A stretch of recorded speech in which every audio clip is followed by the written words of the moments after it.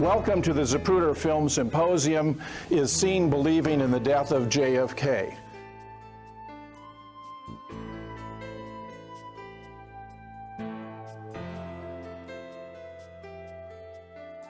I was last here in Duluth on only one occasion about 45 years ago, so it's a delight to come back. In 1958, I was a senior in high school and was in a speech competition in which I turned out to be one of the winners, and so we came up here and shook hands with the governor of Minnesota. Does anybody remember who he was? No? Orville Freeman. Orville Freeman later became Secretary of Agriculture for JFK, and I'm wondering if someone's going to start investigating Orville now that he's finally deceased as of a few months ago because of the involvement of the Department of Agriculture. So you're going to tell us about that. I don't know anything about that. It just occurred to me. I sincerely want to thank all of the other speakers for their efforts, because this has been, entertaining is too lighthearted a word, rewarding at a deep level to hear how some of these things actually can be explained and understood in a very intelligible way, and the pieces of the puzzle begin to fit together more and more and more. So my thanks to all the previous speakers, and we'll have some more tantalizing tidbits for them to try to digest here. Some of these items may be wrong, some may be right, so you'll help us sort it out. Now, I'm tired, you're probably tired, and so I'm quite flexible on when we quit. If I wind down before you do, I hope you'll understand, and if I see you winding down before I do, I'll understand. This is what I want to do. Give you a bit of historical context for film faking. Then present some new data on the white blob in the grass. New data on, well, old data actually on the motorcycle fender with some pictures from the Zapruder film with Scott's help. And then present an analysis of frame-to-frame changes in the Zapruder and much more films. This is new data. And I can stop at that point. If there's still time and energy, I can review items that the other speakers have mentioned, although that item can be done tomorrow at the morning program as well. So let's start with a historical context. In a famous film from 1940, Hitler dances a jig after he descends from the railway carriage in which France surrendered. In fact, Hitler never danced. Here's a quote from John E. O'Connor in his book, Image as Artifact, The Historical Analysis of Film and Television, published in 1990. With the help of a laboratory device called an optical printer, a team of patriotic British film editors was able to take an otherwise benign image of Hitler raising his leg and turn it into a diabolical little dance. Shown on the newsreel screens of all the Allied nations at this psychological low point in the struggle against Nazism, the footage became powerful propaganda. 1940. Almost from the day that the film projector was introduced for public use, about 1894, the faking of film became a common practice. Raymond Fielding, whose book you heard about before from David Healy, Raymond Fielding actually did an unpublished dissertation at USC, and I'm going to quote from pages 5 and 6. Apparently, there was not a single major producer in the period 1894 to 1900 that did not fake news film as a matter of common practice. Paul Smith, in his book published in 1976, The Historian in Film, adds that these early fakes consisted of recreations of news events, using either actors or sometimes even original characters, or fabrication of events such as soldiers pretending to be in battle, and then these items were sold to the public as actual scenes from the Boer War. The first public discussion of the issue of faking apparently occurred in August 1900, 103 years ago, under the title Sham War Cinematograph Films. This is described in Smith's book published in 1976. The The following quote comes from David H. Mould and Charles M. Berg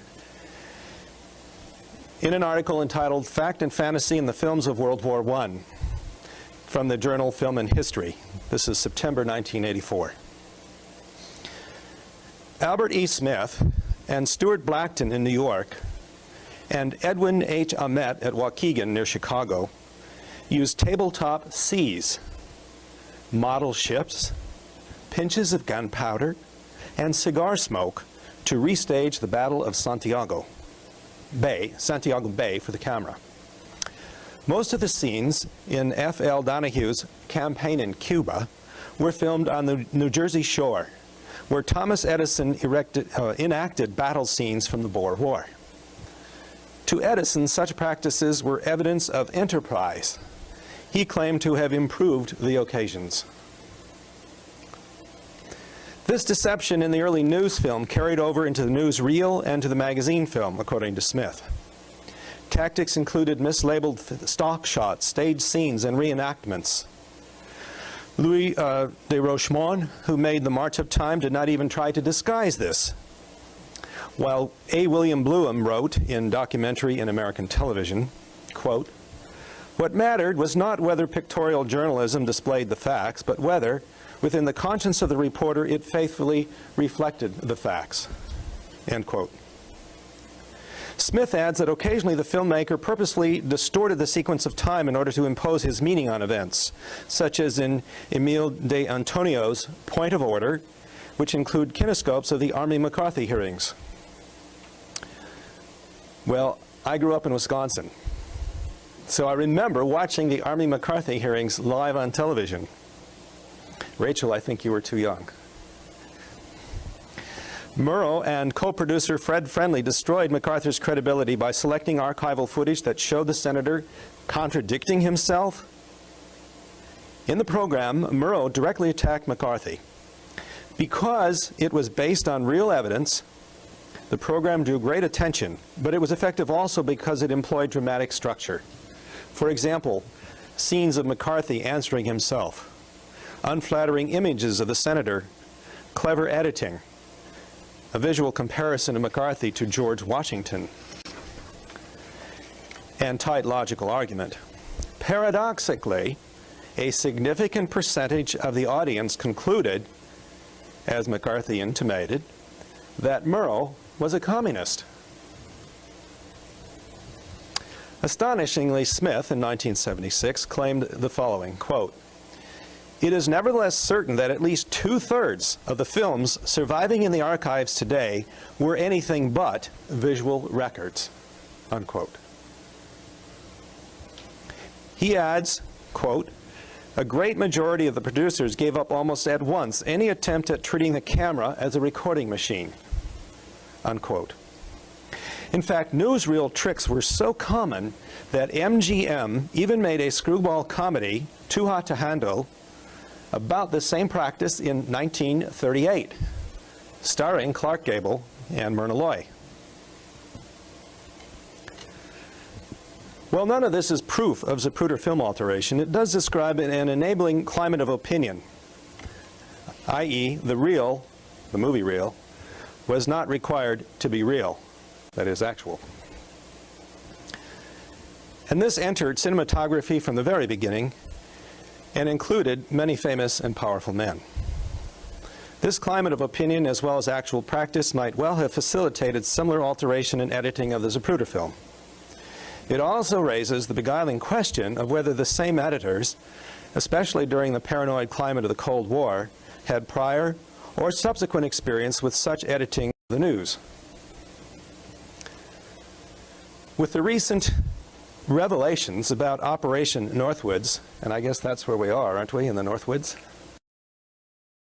This is published by James Bamford in his recent book, Body of Secrets, 2001, page 82. We now know that the Eisenhower administration, with the written approval of the chairman and all of the Joint Chiefs of Staff, had devised a plan against communism that called for innocent people to be shot on American streets, I'm quoting now, for boats carrying Cuban refugees to be sunk, for a wave of violent terrorism to be launched in Washington, D.C., Miami, and elsewhere, People would be framed for bombings they did not commit. Planes would be hijacked. Using phony evidence, all of it would be blamed on Castro. That's the end of the quote. Compared to this activity, the alteration of a single piece of film footage seems rather modest. I'm going to turn next to the white object in the grass, sometimes called the white blob in the grass. What I've done here, and this is open to criticism. This is, what I'm offering is not a final opinion, but I want to show some anomalies about this object. I obtained copies of the color slides from the National Archives, and I projected these on my own large paper so that I could measure these items very well. I projected each slide in sequence on a very long sheet of paper, and I traced this white blob. And for each frame, I made sure that the alignment was correct. I used the curve as one reference point and the left top light on the roll bar as another, so that for each frame I first lined it up accurately. And then I traced, as you see here. Is that in focus?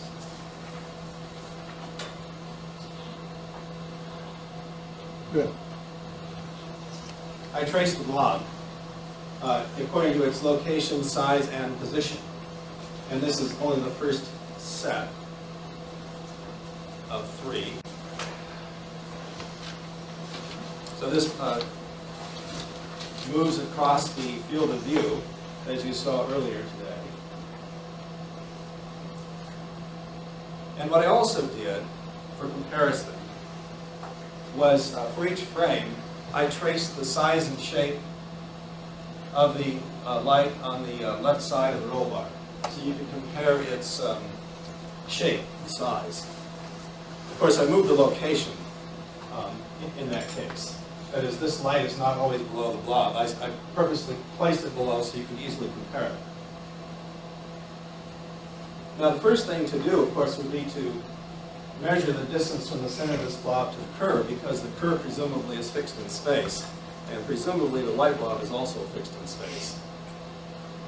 I don't have any conclusions about that, but it does move in several frames in a rather odd way. And with Scott's help, we're going to show you the video here in a minute, and you can get your own visual impression. The other thing that I did was to measure the center-to-center distance for each of these, which ought to be reasonably consistent. Of course, with the panning error, there could be some discrepancies. I can tell you in summary, I don't want to show you this in great detail, that when I compared those horizontal displacements to the expected displacements based on film edge analysis, which I'm coming to in a minute, they did not agree well. But the most striking thing was 335 and 336. These appear in the inner sprocket area. And you can see the huge jump from here to here. Now we know from John Costello's talk this afternoon that the magnification progressively increases as we go laterally, but not like that, and then it doesn't suddenly reduce again. So I think that anomaly needs explanation. It's crying out for explanation. It's really quite striking. Let's show the video of that, shall we? At that talk at Los Alamos, Luis Alvarez handed out a preprint of the paper which later appeared in the American Journal of Physics. So I'm probably one of the very few people in the world who now still have a copy of this. And so what I've done is to copy for you his jiggle analysis, figure 3. Now this appears in his American Journal of Physics article as well, but it's very much reduced in size. So I thought it would be useful for you to have this in a much larger scale. And we'll be coming back to this for part of the discussion. About 300.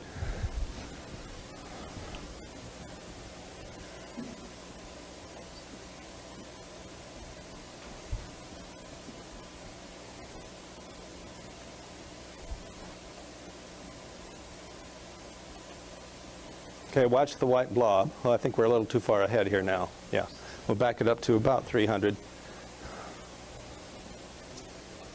So as it comes into the field of view, you want to watch its shape, size. Try to assess whether it moves up or down or jumps around left to right. It may be difficult to spot the huge jump toward the end unless we stop it. I don't think we're going to take time for that tonight.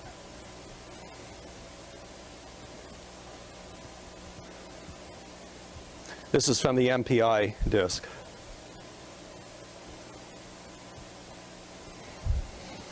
All right, around 300 you'll see it come into view around here.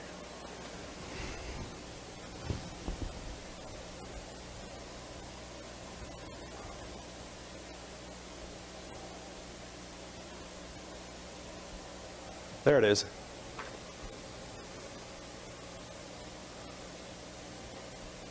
Okay, do you want to do that once more?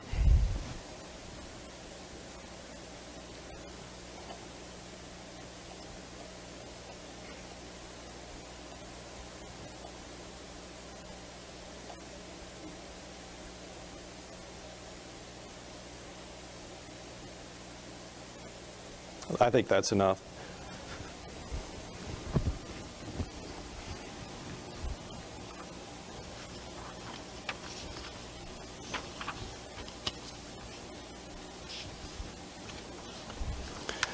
I want to move next to the motorcycle fender.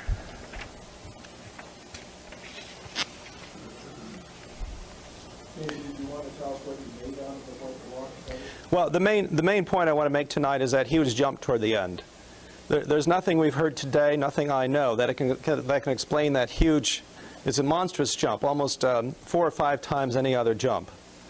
And even though it's crossing the line into the intersprocket area, there's nothing we know about the optics or other aspects of the film at that point that can possibly explain such a huge jump and then the sudden return to a very small jump.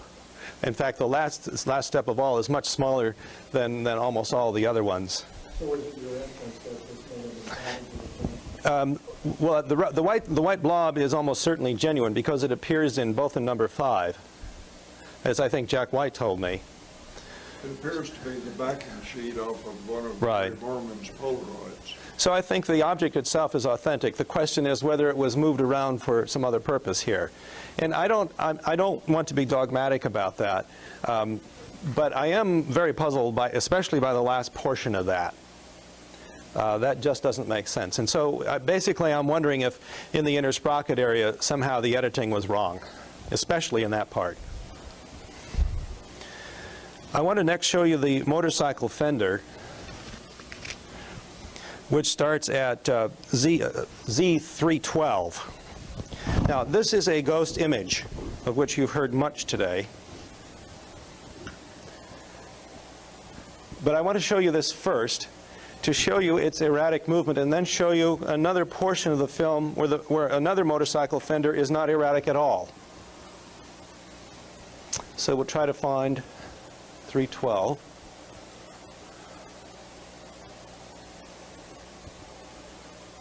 Coming up quickly, right here. Now watch this move. I think that's it. Let's run that once more.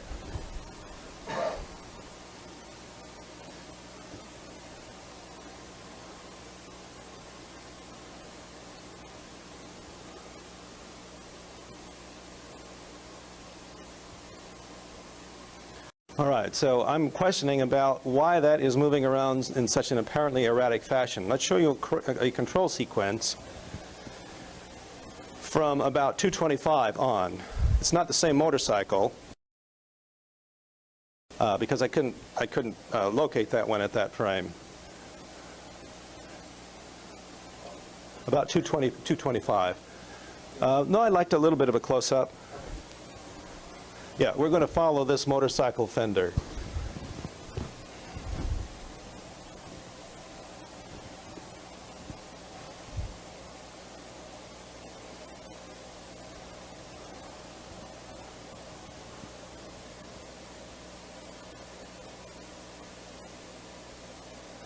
You want to judge its movement with respect to the curb. Let's do that once more.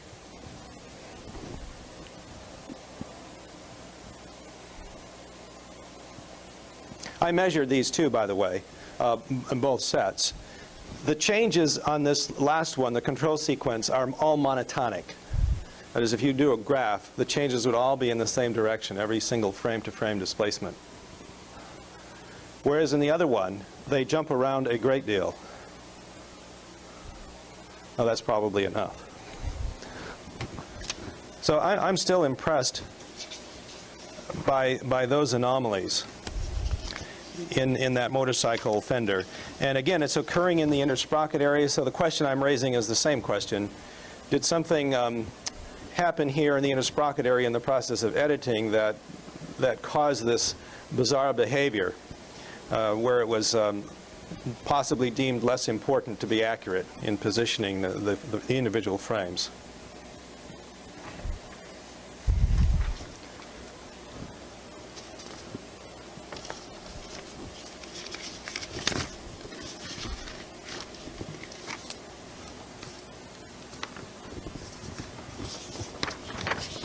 I'm going to return to the overhead, Pauline.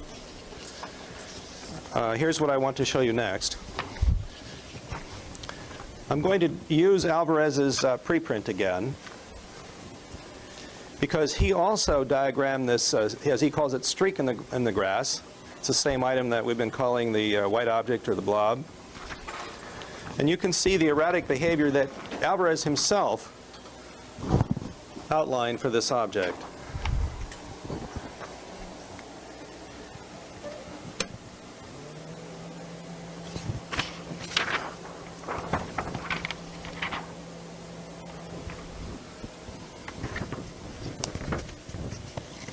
I think what he's telling us is that he used the sprocket holes to align each frame up sequentially in order to do this, whereas I used, as I said, the curb and the roll bar. But you can see it's jumping quite a bit here horizontally, but also vertically. And this is a truly bizarre change here. And he doesn't do the two in the intersprocket area because, well, I don't know really why. Yeah, I think he had these available to him, but he left them out.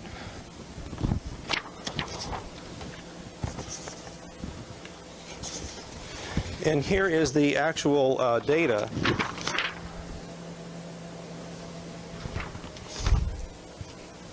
for the intersprocket distance of the fender to the sprocket hole. And this will be a little easier to comprehend when I show you the graph. But I first want to point out a few things about the numbers. So we're going to go from frame 312 through 331. And what I'm putting in the table here is the fraction of the distance is measured as a fraction of the frame from the fender to the nearest sprocket hole. So I'm measuring vertically in that inner sprocket area. But I've also put in here the precision of my measurement, which I did with an EKG caliper on some very good color blow-ups that Noel Twyman gave me. So the measurement error is very, very small here on all of these. And you'll appreciate that on the actual graph.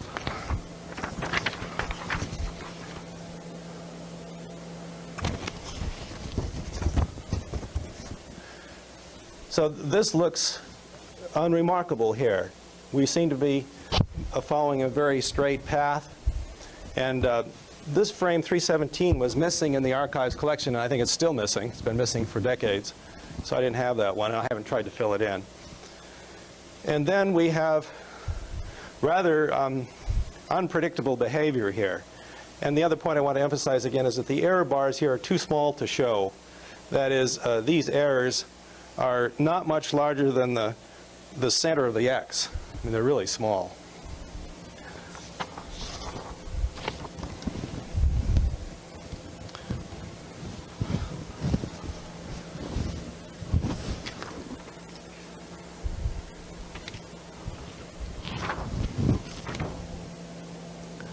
Now, John Costello referred earlier today to Weatherly's technique. Sorry, I lost this. John Costello referred earlier today to Weatherly's technique, which I want to utilize here because it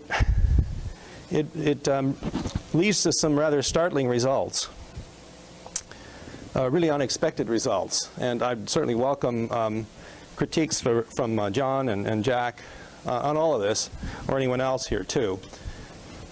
Let me describe first what I did here.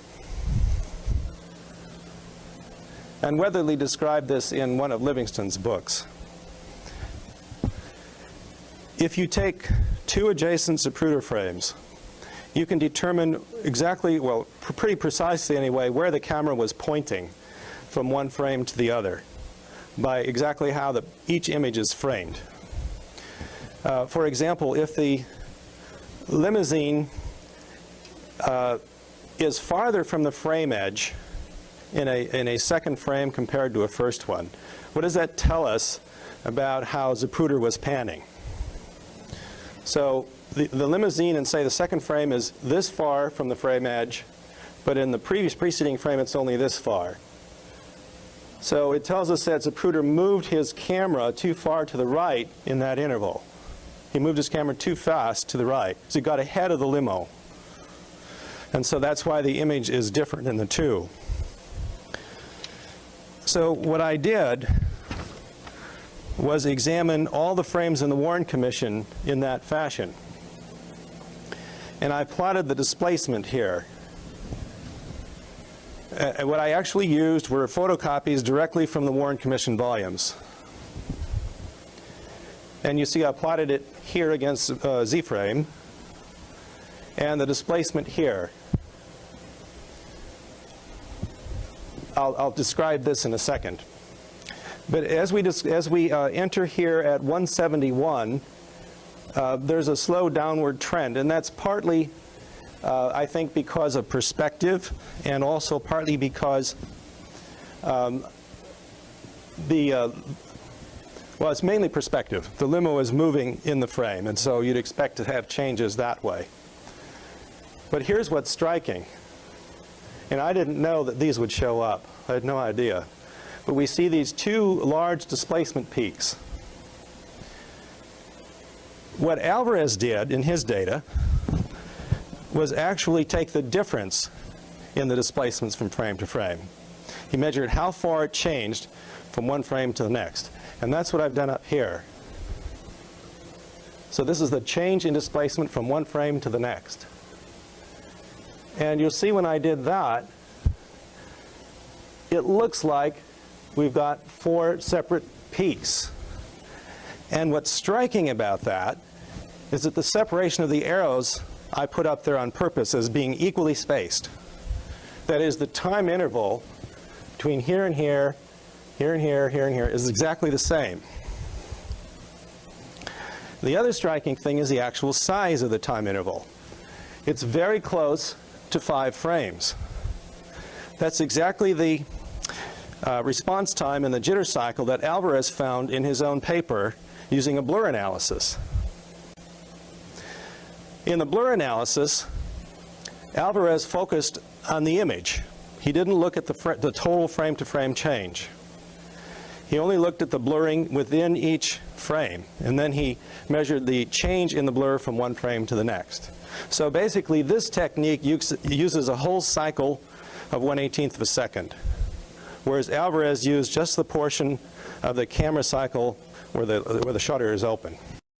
So Alvarez found a cycle of about 3.5 or 3.6 hertz, or cycles per second.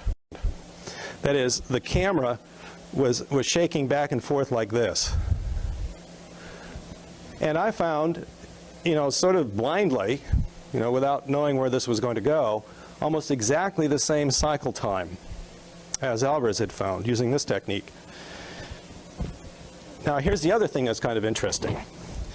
You've all seen Charles Brem in the Zapruder film clapping his hands.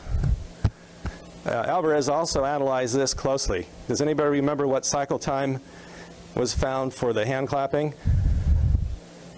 What? It's 3.5 cycles per second. It's the same number. It's the same number. What's the significance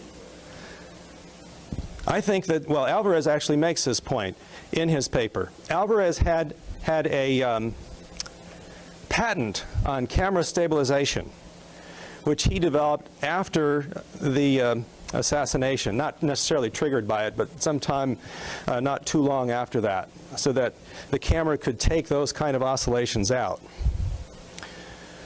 And he makes the point that this cycle time is characteristic of the human nervous system, and it does not depend much at all on the size or mass of the camera.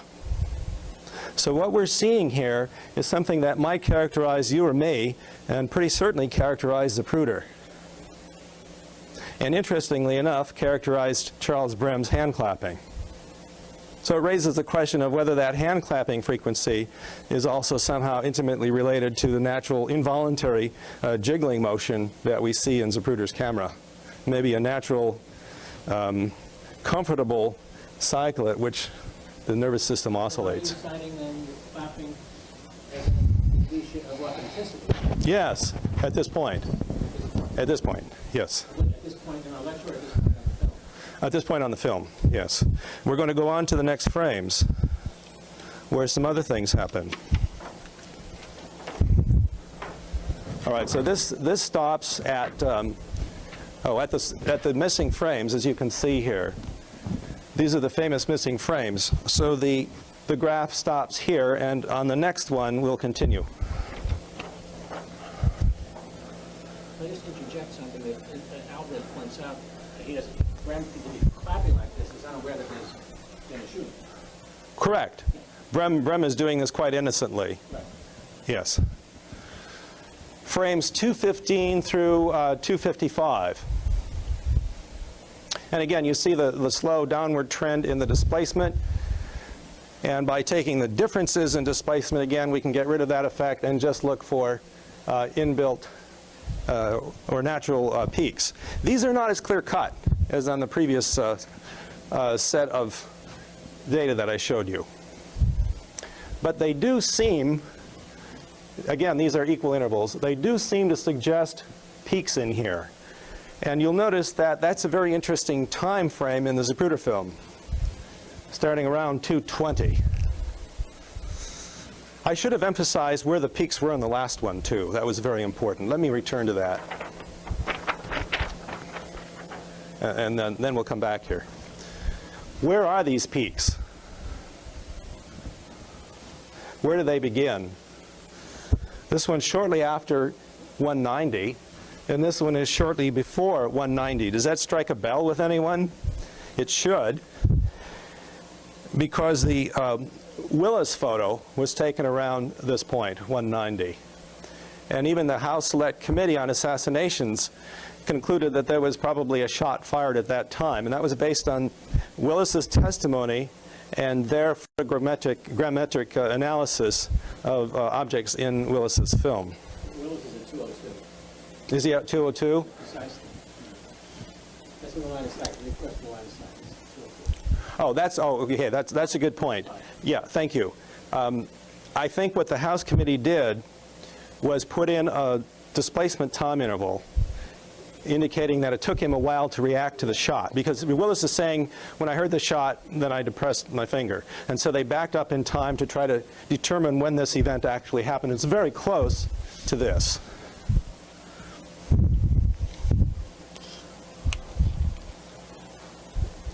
Another point I want to make about this is that the acoustic evidence that the House Select Committee analyzed determined that the second of 4 gunshot impulses would have reached the limousine between 188 and 192, right in here.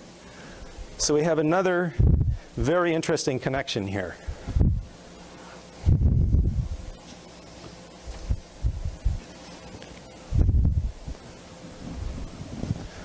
Now let's return to the second of this set.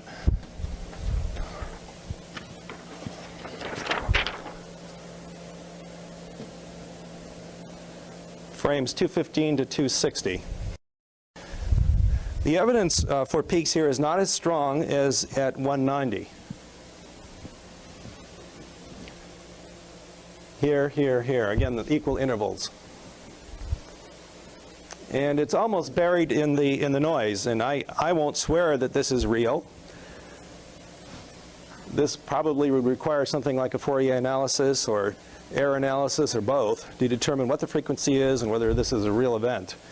But it's interesting that it popped out to me just visually in examining this data, because you'll recognize the significance of this interval from other sources.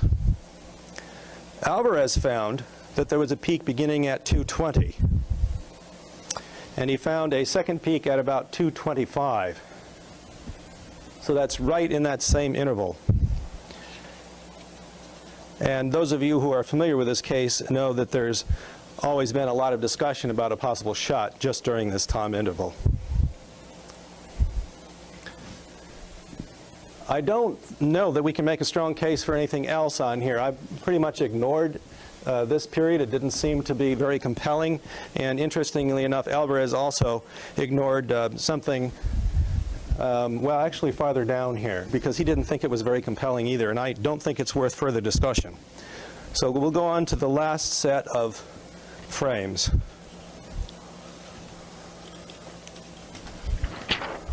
In some ways, this is the most interesting of all.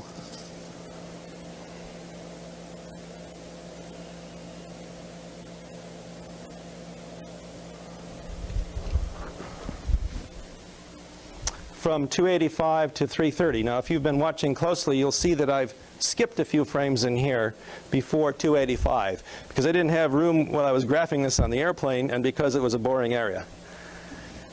David, when you explain what displacement means. Oh, I'm just measuring the distance with an EKG caliper from the right edge of the frame to, say, the light on the roll bar, or some other constant object. Yeah, that's all I did. Just distance. But I can measure it quite precisely with an EKG caliper. All right, so that's all the bottom thing is. And again, you see the suspicion of peaks arising here. But then I took the difference in displacements, and you can see what's happened up here. Again, these are equally spaced, and I think that's pretty striking, that you would find, again, it's the same time interval, 5 frames and a cycle frequency of 3.5. So where does this occur? Just before 290. Now, probably most of you don't really think in terms of a shot being fired at that time interval, and I usually haven't paid much attention to that either. Alvarez also, you've got the paper in front of you, found an event at this time. So that's very interesting. Alvarez sees it, and the number of peaks here in this data is at least 4, and the spacing is fairly constant.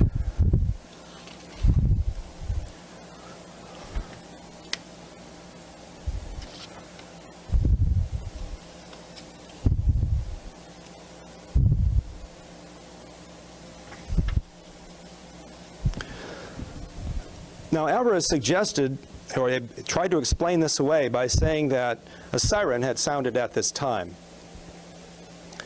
And that's what triggered the response that we see in Zapruder's camera. But in fact, most eyewitnesses reported that the siren went off only after the last shot, sometime after 3:13. So it's not likely that Alvarez's explanation is really adequate at this point. There have been other researchers, and some of you may know, who have suggested that a shot was fired sometime during this interval. I've never paid a lot of attention to it because I didn't think the evidence for it was very strong, but this data is making me change my thinking. I don't know that we can correlate it with very much visual evidence of what we see in the Zapruder film right now. It may be a shot that missed. I mean, I really don't know any more about that, but this is certainly making me take more seriously the possibility of a shot in this time interval, particularly since Alvarez, by his own technique, found it in this same time frame. We're really saying that these sounds are heard. Yes. We don't know. I mean, all kinds of deceptions could be going on. And so Right. this film to tell us about people reacting to sounds. So if a guy's firing with a silencer, this is not going to. No, it won't pick that up. Correct. Now, what happens after 300 or 305 is in some ways the most interesting of all. because you'd expect to find really clear-cut evidence of cycles here. In fact, Alvarez, you can look at your pictures, found a cycle beginning about 318. Take a look at that. Well, I think I have it here too. We can put it up.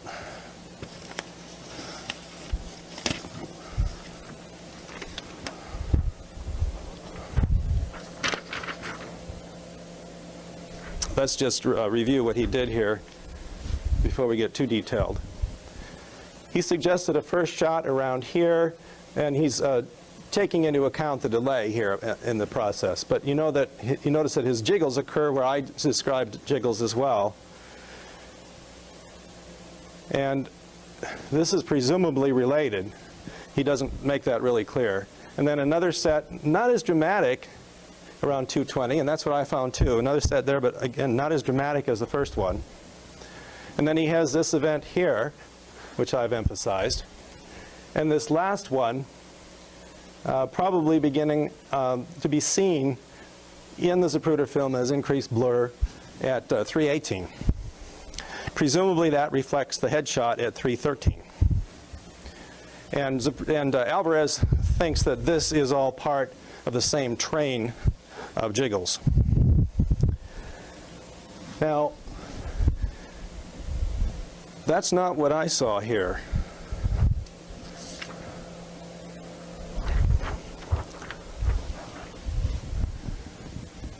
If there is a frequency in here at all, this is the only place by just visual inspection that I could pick one out. Here, here, and here. Again, these are equal intervals. But they don't begin at 318, which is over here. This one shows up around 321, which I found very interesting for several reasons. Those of you who have read my previous discussion of the two headshots will realize that I believe quite strongly still that the second headshot came from the front, but that it occurred when JFK's head was erect, which is about frame 321. And there's always a little error in this. You have to understand this isn't very precise. The reason that I suggested that is because virtually all the eyewitnesses who described the position of Kennedy's head at the moment of the final headshot described him as being erect, and then they said almost uniformly that he slumped forward. And I think we heard some of the same echoes of that in John Costello's talk earlier today about how the headshot photo has been significantly changed from the original film. The other thing that struck me about 321 is the movement of Tony Foster, which I've commented on before and titled Foster's Freeze. I wasn't planning to show this tonight, but between frame 321 and 322, you can see that there's virtually no movement, no relative movement of Tony Foster at all. I mean, she's almost in the same place in 321 as she is in 322, which makes no sense because she can't suddenly stop and start within one frame interval. She should move relatively uniformly across the field of view because of Zapruder's panning, but she does not. So it struck me that there were several other odd events that were occurring around this time. But most dramatically, the lack of significant, or at least very identifiable peaks in the time frame in which we ordinarily expect them and in which Alvarez found them. So how do we make sense of this? Well, if our film editors got very serious about changing things sometime after 300, then we might be able to explain this. In fact, you may recall that around 300, the speed of the limousine begins changing. Alvarez also noted that in his paper. So something changes after 300, whether that was innocent or evidence of something more serious can be discussed and debated. But if the film editors framed the image here somewhat inaccurately, then we wouldn't be able to pick up these oscillations. In other words, if they became more and more intensively involved with film editing, then the chances for, especially if they were magnifying frames at all, or portions of frames. We heard from Dr. Costello that there's no overall magnification, but if they changed portions of frames even, then in the process they might wipe out these peaks that were originally present.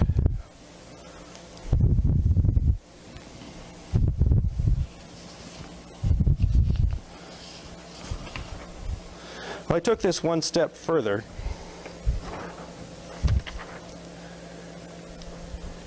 And I asked this question.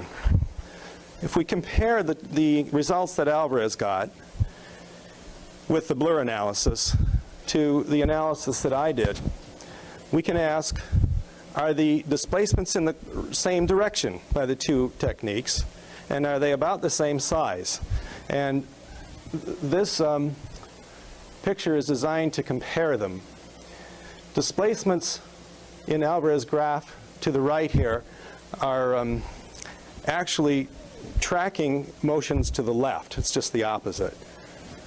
So when you see this, the Zapruder is actually moving his camera more to the left. So with my arrows added here, I've indicated what I found in my data. And you can see that there's modest agreement here, total disagreement here, and the size of these arrows indicates the relative displacement changes as well. Around 190, we have agreement here, but then we have quite radical disagreement here, agreement here, agreement here, significant disagreement here, and here. So it's kind of a hodgepodge. And we see the same sort of thing. Here's good agreement here and here. Well, this one actually is better. Agreement here, modest agreement here, disagreement here. And then when we get over here, things are really, really different. So this hints at the same sort of thing, namely that, especially in this area, look at this, these two techniques are giving us very different information. And that's what we might expect if the framing had been changed in the process of editing.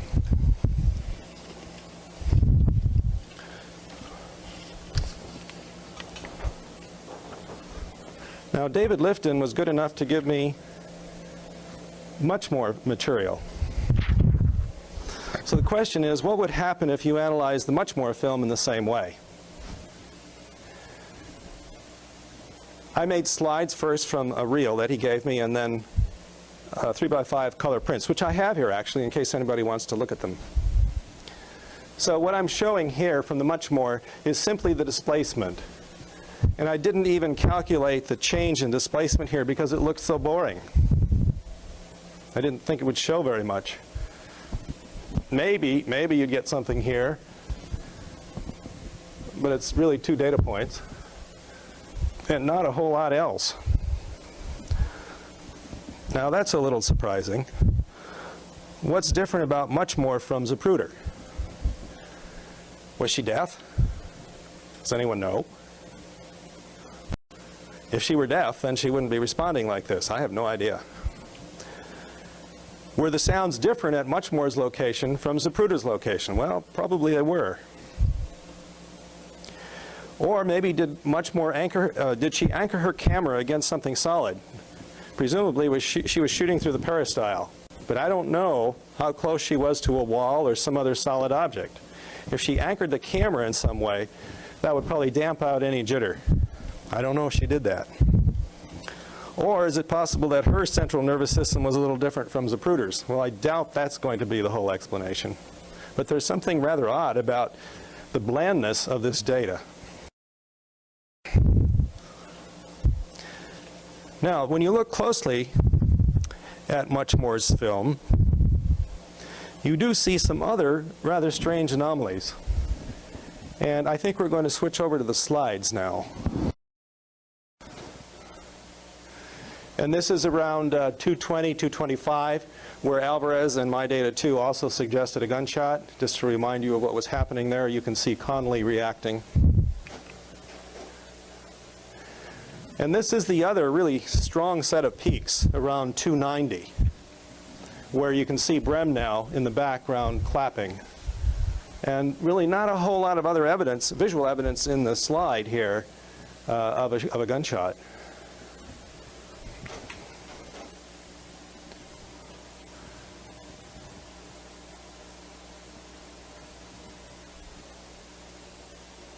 I've forgotten why I had this one in there.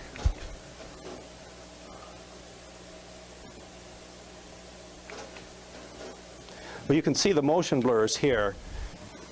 This is the data on which Alvarez worked.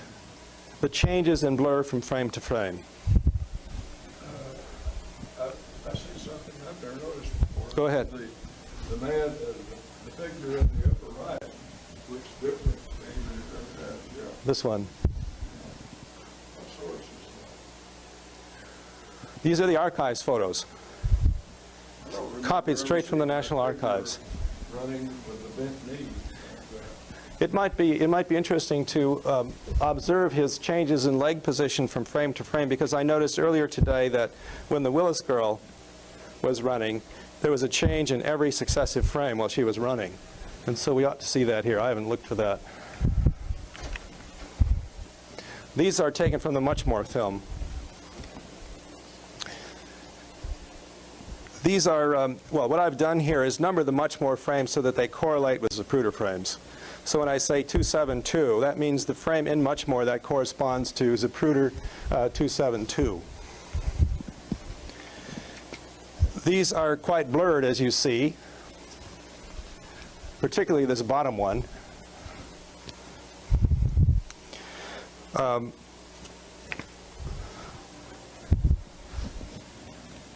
And let's go to the next one. There's a huge change in blur size. Well, actually, it's more direction. The blur is actually quite big horizontally here, too. And here it's diagonal. Well, let's look at the next one. Keep in mind the bottom picture for the moment. Since this is the bottom one, how come it doesn't show up on the data? This is much more noticeable. Well, you have to remember that the blur is the analysis that Alvarez did. What I did was measure the displacement from the frame edge to some point in the image. But that's the big question here. Now look at this one. In this case, we're comparing 273 to 274. There's quite a big change, actually, going from the preceding frame to this one, this blur being much larger.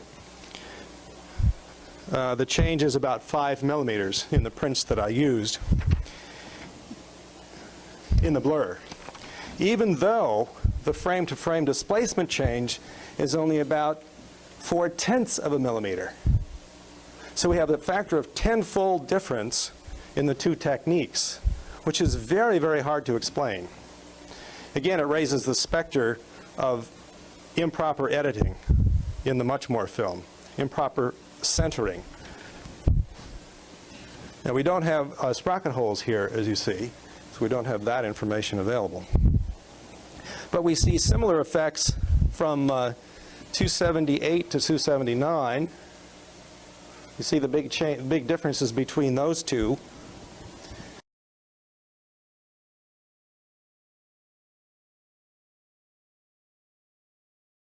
Tenths of a millimeter.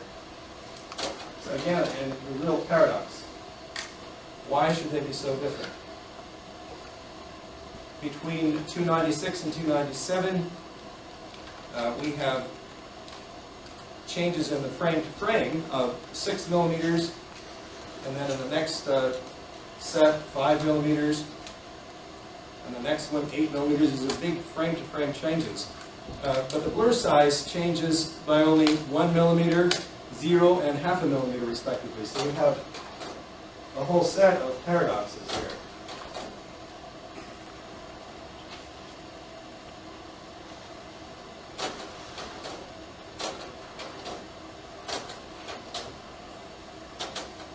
In this last set, there's also a large change in the vertical direction. Notice how much we see here versus how much we see here.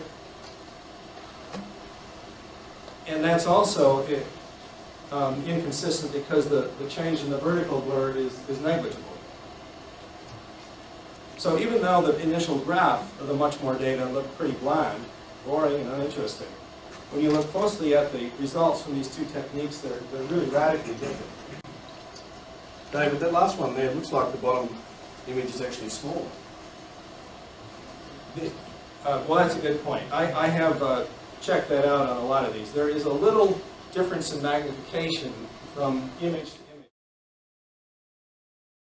Comparison during an interval where the fender doesn't move erratically at all, there's quite a difference there.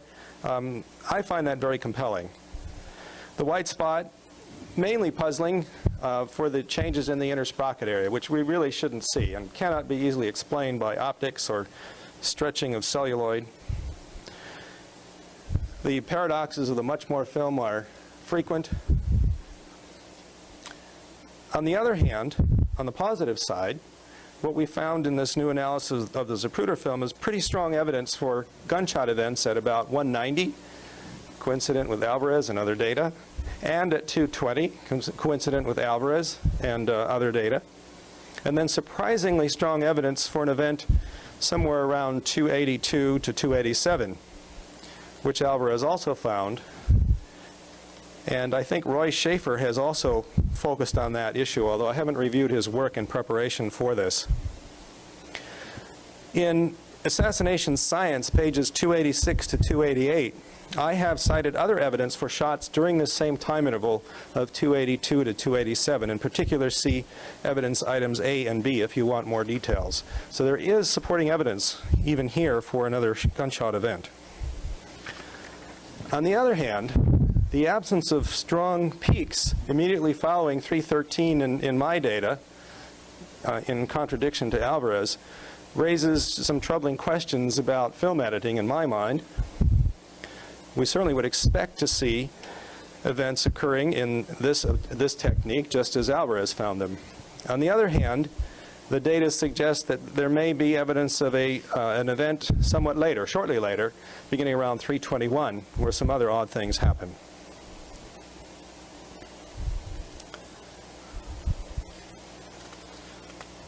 I should also emphasize that the finding of the 5-frame interval consistently for all of these events, including the very last one at the end of the 330 sequence in Zapruder, is surprisingly consistent with Alvarez's data and also with the known peak in the human power spectrum, which presumably characterizes most human beings.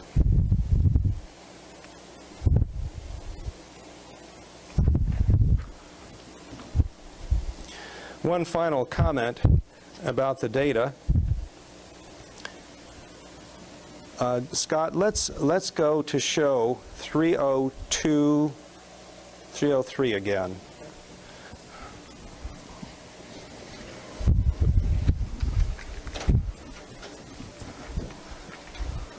David, while he's setting that up, can I ask a question? You sure? Since we believe that the visual events of the film have been fabricated, have you considered the jiggles that have been fabricated? No, I haven't considered that. Do we need to do that? If they fabricated this, is there any reason to believe they wouldn't fabricate that? I don't know how well known that was at that time. Alvarez, as I mentioned, did a patent, developed a patent shortly after this. I even put this question to Rolly Zavada, whether he knew anything about this peak in the human power spectrum. And I really got no good answers from Rolly. I would have thought that he would have known something, but he doesn't. That sort of data is correct. What I'm saying is that the sophistication of the visual fakery was that sophisticated, then they may have been smart enough to figure that we might have to put in some jiggles where that we want people to think they're gunshots. Well, I suppose they could have done that. Whether they had enough information about, enough biological information, I don't know. I'm not sure they did. I can assure you that optical printing, one of the primary reasons of creating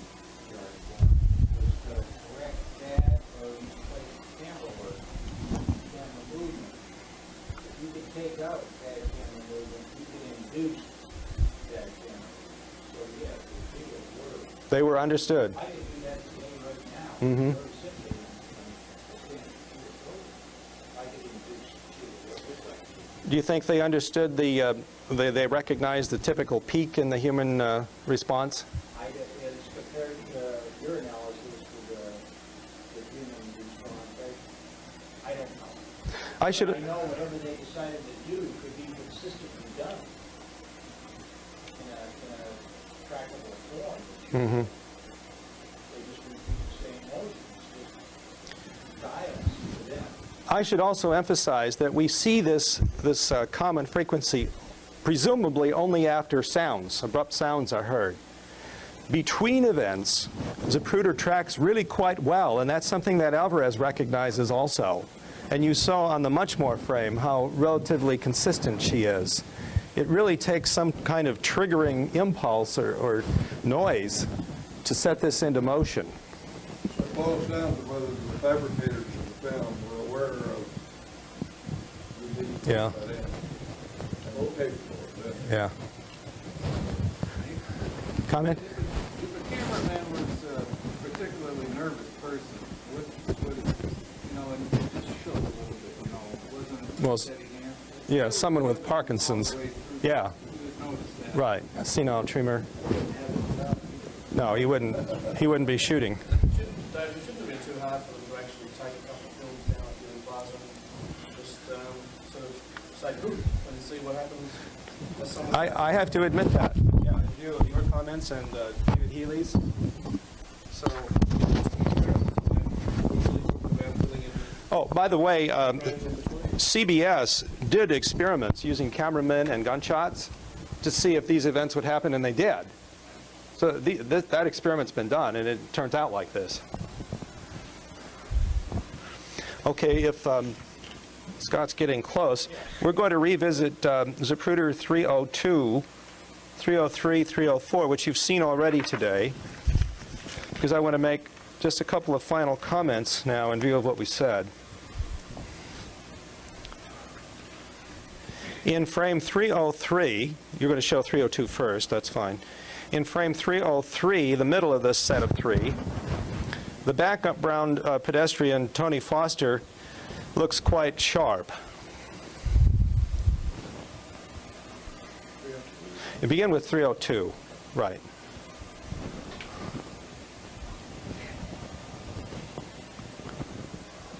.302, you can see how blurred the images are for the background pedestrians. The limousine is a bit blurred also.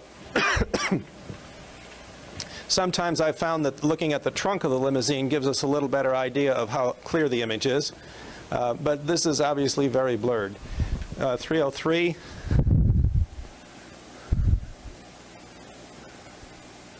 And suddenly, there's much greater clarity of all the background pedestrians, and the limousine really doesn't seem to have changed very much.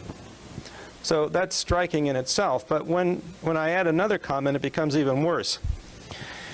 If you look at the frame-to-frame displacement between 302 and 303, the same technique I just showed you for analyzing much more in Zapruder, in 303 the camera has moved to the right. If the camera has moved to the right, that means Zapruder is panning too fast to the right.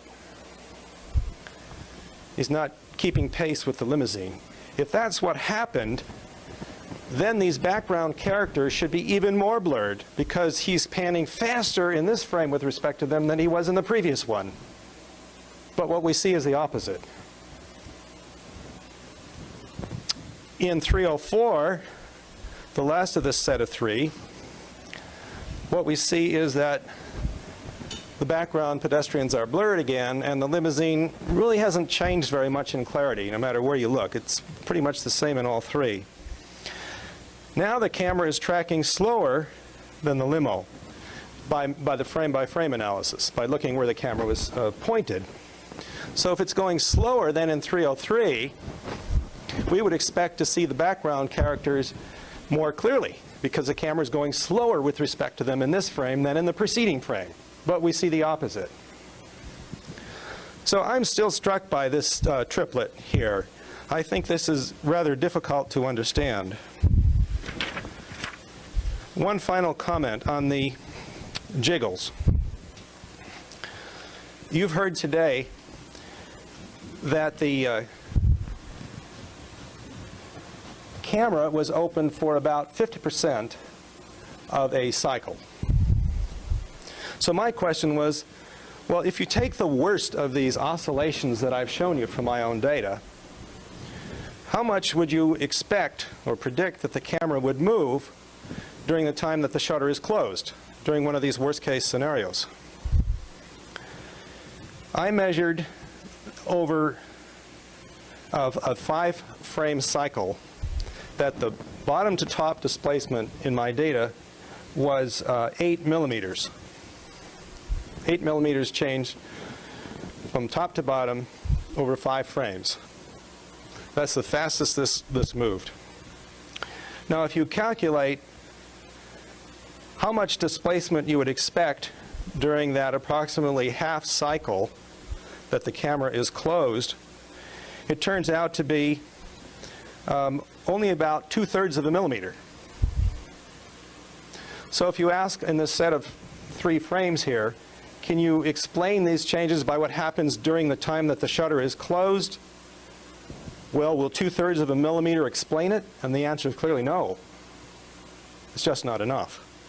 So even taking the worst case human jitter top to bottom and placing it in that set of 3 frames, it really doesn't provide an explanation. That is, what happens during the time the shutter is closed doesn't seem to be enough to explain the anomalies that we're seeing in this triplet.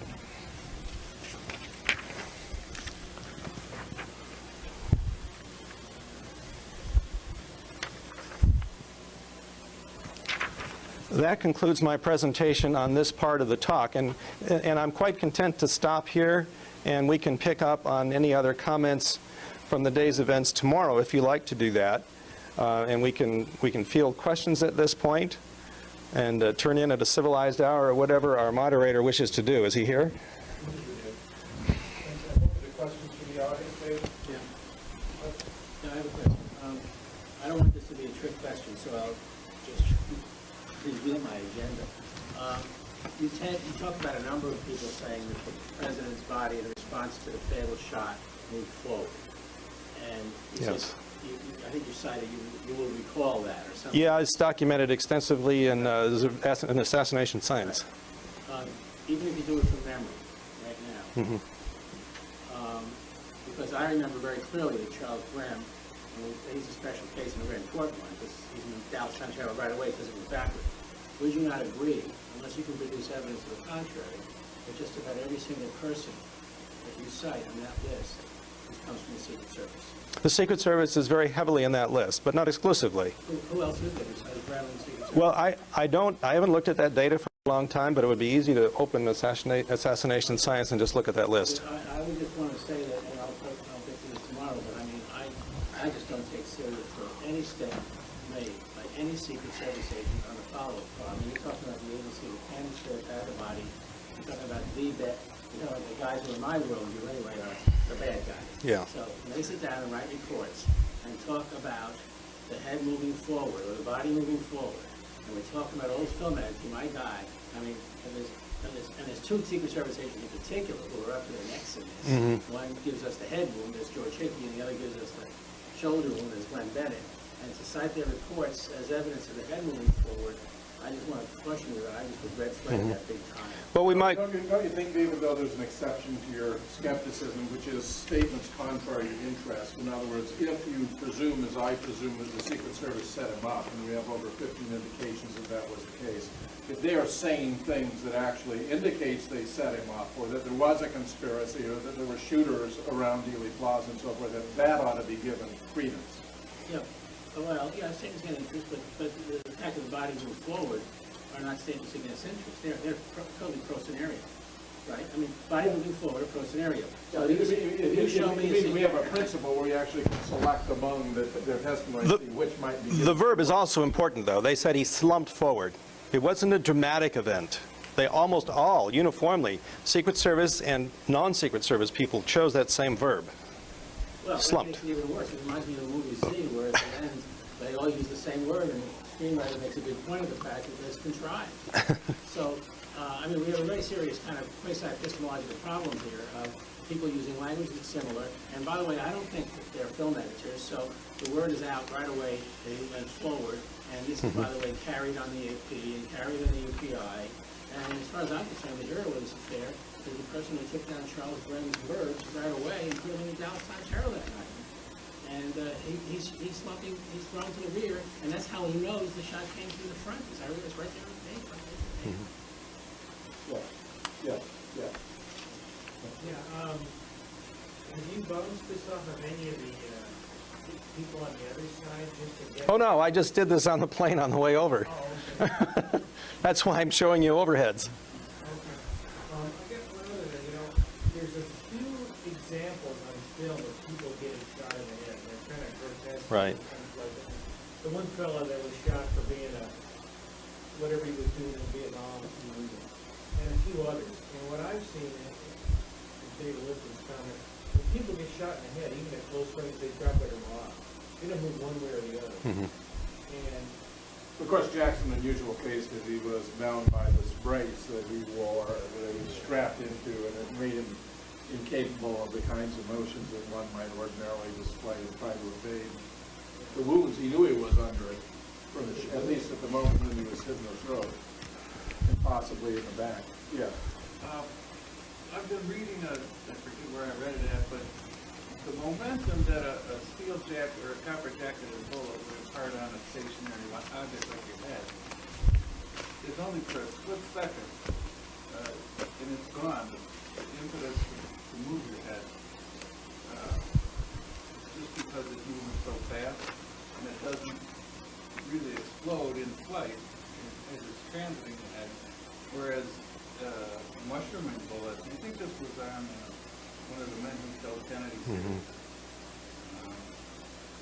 That particular shot, because it was a mushrooming bullet, caused a lot more head movement as it made its transit. Does that relate to the... Yeah, I think that's all very reasonable. I would like you to expand upon that in relation to your view about a late head shot where he was upright. That was a remark you made in passing, and I'm sure everyone would like to know more about that.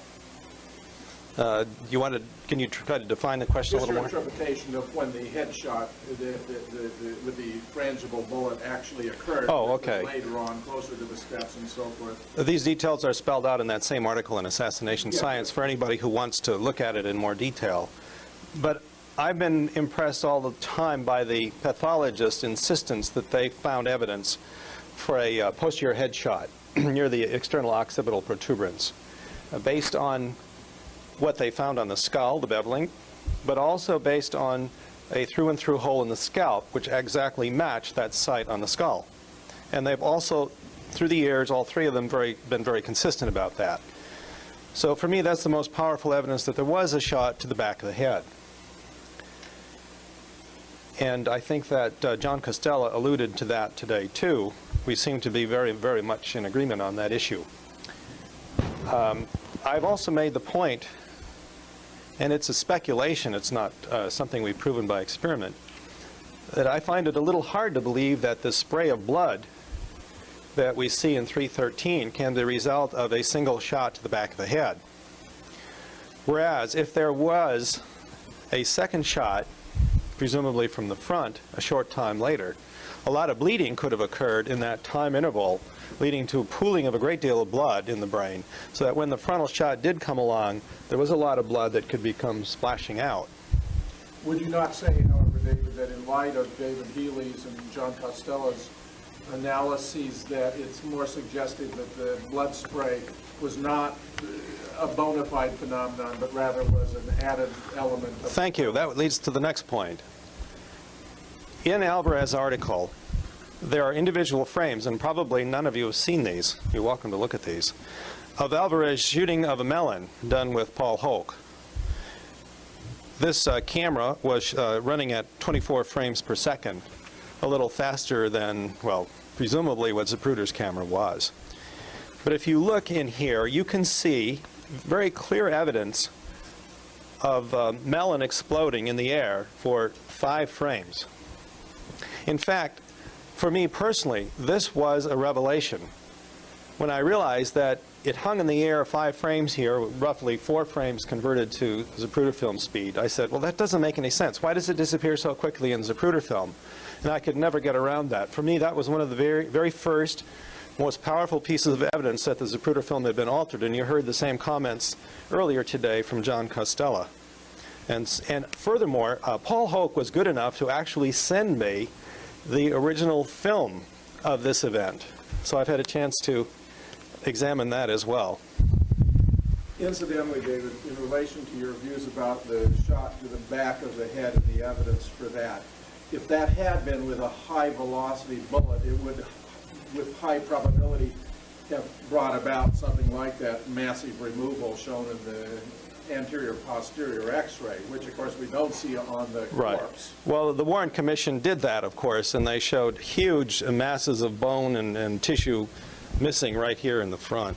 So if we infer what I take to be the case, there was not this massive removal of, if he was then hit in the back of the head, it was not with a high-velocity bullet. I think that makes sense, yes. And indeed, the Mannlicher Carcano is not a high-velocity weapon, and therefore might have been used, as I have speculated, Certainly possible. to fire some of the shots during the assassination to implicate such a weapon, to tie it falsely to Lee Oswald as alone as death. Other questions? We've had a huge day, and I'm confident we're all saturated with information. I would like for us now to simply thank our speakers, David Mantik, John Costella, David Healy, Jack White, for a marvelous, marvelous day.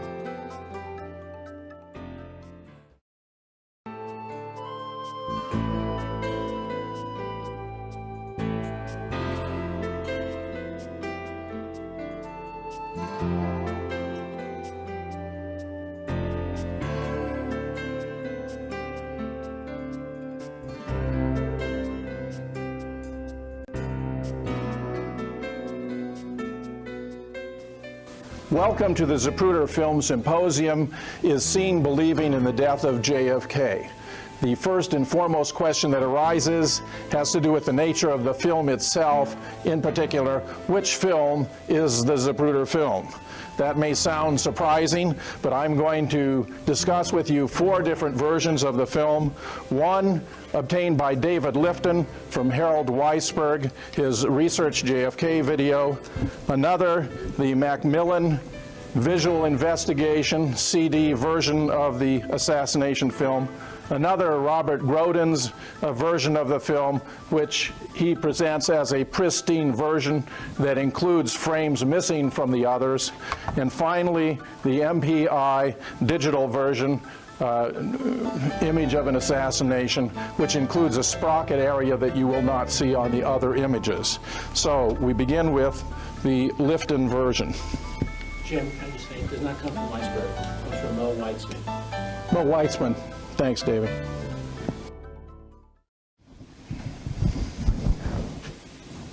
Lights down. Yeah.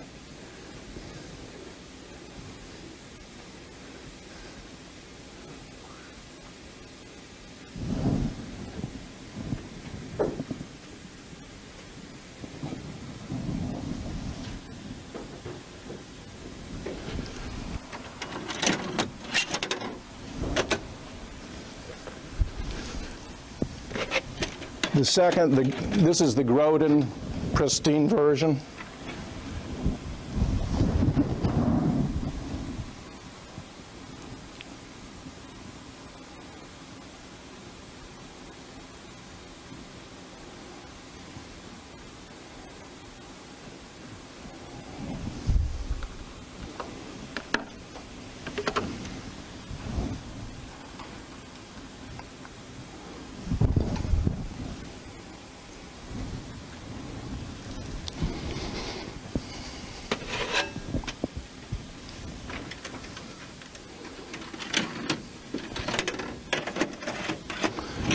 Third, the MPI version, including the sprocket areas. You see how much more area is included here?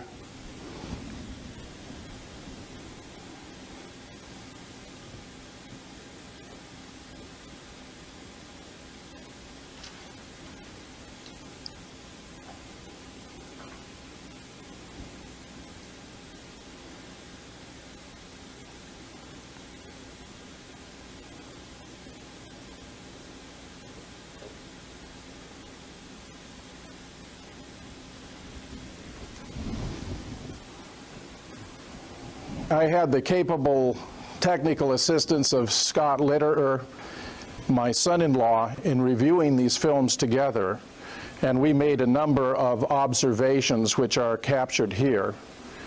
In particular, we used, for comparison purposes, frame 1 of all 4 films. Now, I realize I haven't put the Macmillan CD up because it requires a different type of computer than I have here, but we may have occasion to show it later. But here are the first frames from all 4. Lifton frame 1, Macmillan frame 1, Grodin frame 1, MPI frame 1.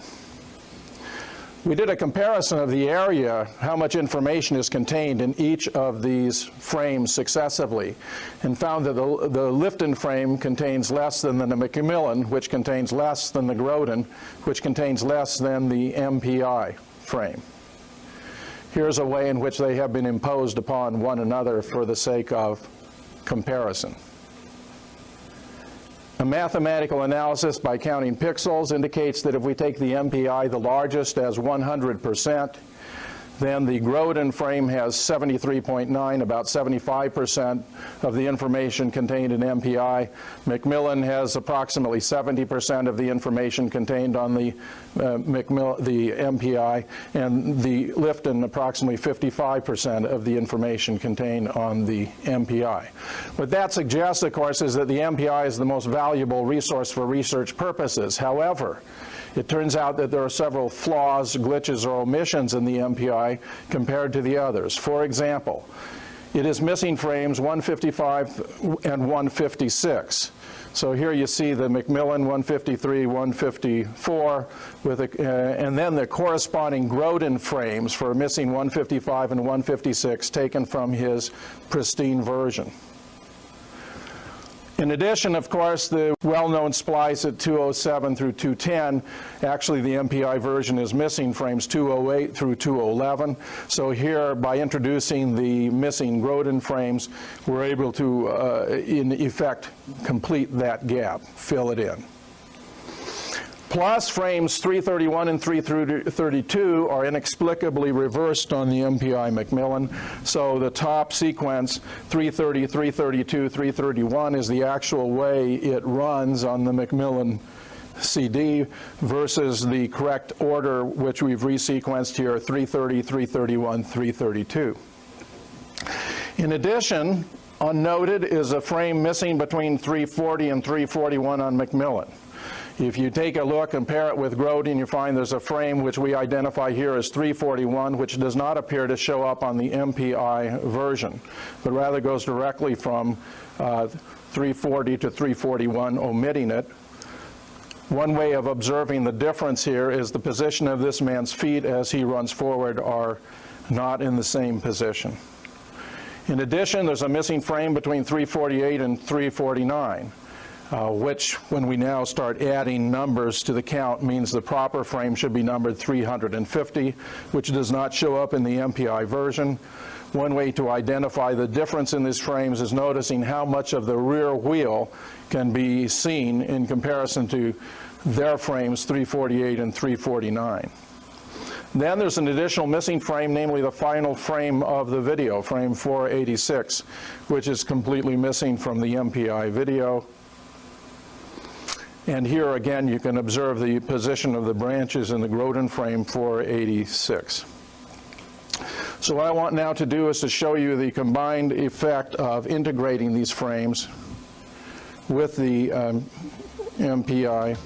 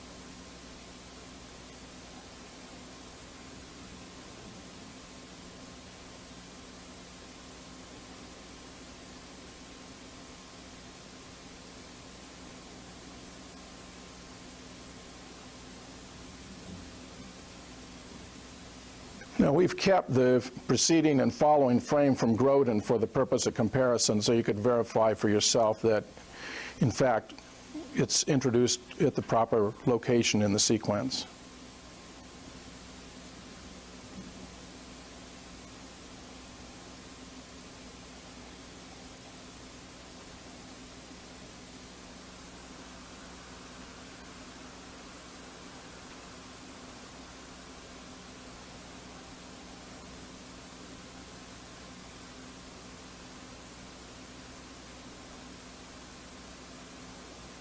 Preceding frame, here 208, following frame.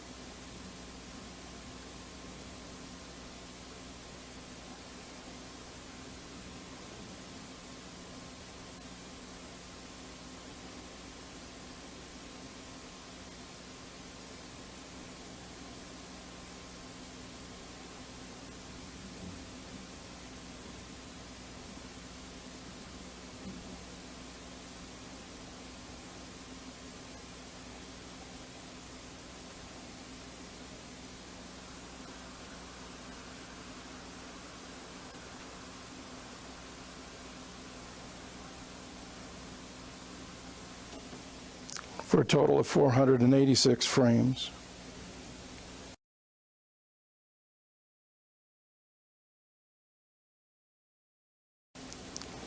Now, it's important to understand that the corrections that have been introduced here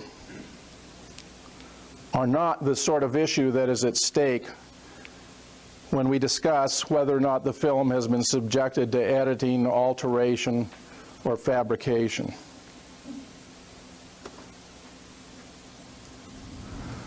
Those include other matters, in particular related to the content of the film and whether the content of the film is an accurate depiction of what actually happened in Dealey Plaza.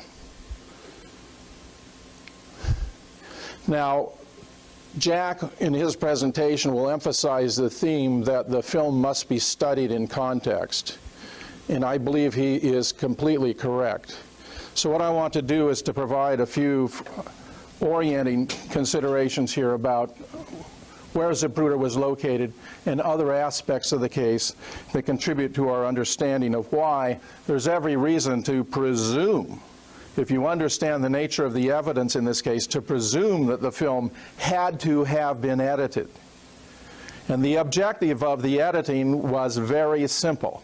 As long as the film, which has been extensively edited, is taken for granted as an authentic representation of what happened in Dealey Plaza, it will be impossible to provide an accurate reconstruction based upon that assumption, no matter how much effort, how much time, how much resource and energy is devoted to that task. Now here's the scenario in Dealey Plaza, where Abraham Zapruder was located standing on this low concrete column or structure. Here is where he stood in relation to other films or movies that were taken of the assassination that day in Dealey Plaza. Here is a statement he gave to the FBI at the time. I'll read it in part. He advised he'd loaded his camera previously with 25-foot roll of 16-millimeter film, which in effect affords 50 feet of 8-millimeter film. He had shot the first 25 feet earlier and had reversed the roll and shot a few feet on November 22nd, 1963, at the park area of some girls who work in his office. He stated his camera was fully wound, was set manually on maximum zoom lens. The camera was set to take normal speed movie film, or 24 frames per second. The control buttons for the zoom lens were not touched once he started taking photographs of the presidential motorcade. What's most important here, his reference to 24 frames per second turns out to be an artifact or result of a printing process. In fact, the camera had only 3 settings: a single frame setting, a normal speed of 16 frame per second setting, and then a slow motion setting of 48 frames per second. The way in which a 24 frame result would be affected is by printing only every other frame of a slow motion 48 frame per second version. Here's a famous Mormon photograph, circled, of course, Abraham Zapruder with his secretary, Marilyn Zeitzman. As John Costello has observed, it's very difficult to see the lens of Zapruder's camera, which is one of a number of indications we'll be discussing during the symposium of whether or not Zapruder himself actually took the film. What I want to review now for you briefly is how much the evidence in this case has been subjected to alteration, fabrication, or editing. We know the autopsy x-rays have been edited in at least 2 different ways to conceal a massive blowout to the back of the head and to add a 6.5 millimeter metallic